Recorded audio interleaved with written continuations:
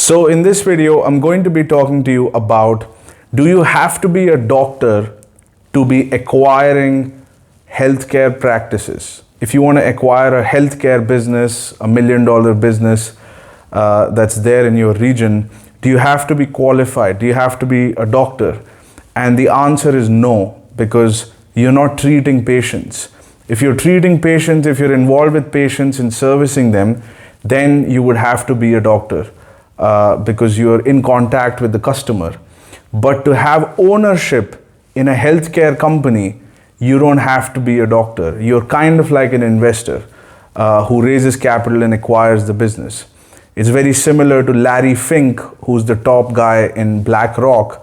He doesn't have to be a mechanic or a technician to acquire a manufacturing unit.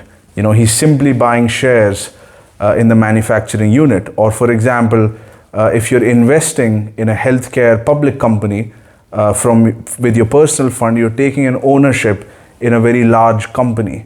And you don't have to be a doctor to invest in a healthcare company. Similarly, if you have a small clinic, to have ownership in that clinic, you don't have to be a doctor. And obviously you cannot be treating patients if you're not a doctor. So I have to make that clear.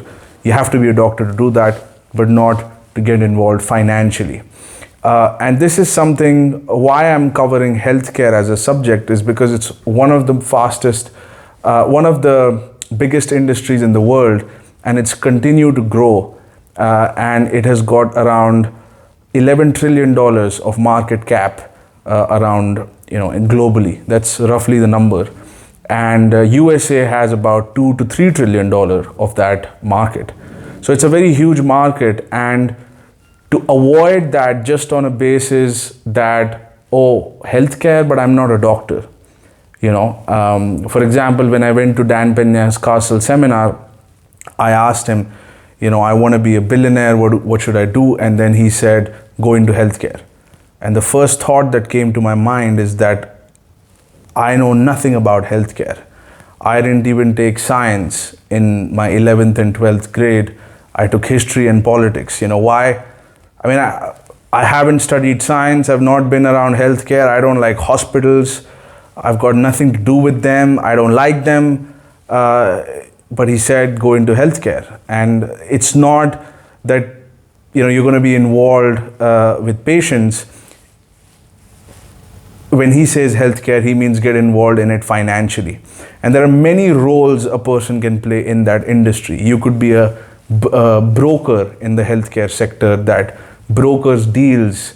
You connect the buyer of a healthcare business to a seller of a healthcare business, and you can make pretty good money from that. I've met a couple of brokers in UAE who make a lot of money just connecting the buyer with the seller, and they don't have anything on the table. So that's a role. There is, various sales jobs. There is management consulting, a lot of people do. There's marketing consulting, a lot of people do in healthcare. So healthcare is a very large ecosystem, and you don't have to be a doctor to buy a healthcare company. You don't have to be a doctor to get involved in many roles that are available in the healthcare sector. But in our case, we are talking about buying companies, and in that regard, you don't have to have a degree in healthcare to buy the business because you're taking ownership in the business through an investment vehicle. You're not setting up a healthcare company. That's also another thing to be aware of. You're setting up an investment company that invests in healthcare. So it's not a healthcare company, it's an investment company that invests in healthcare. So this is one of the most common misconceptions that I wanted to clear out for you, and I hope it makes sense. I'll talk to you soon.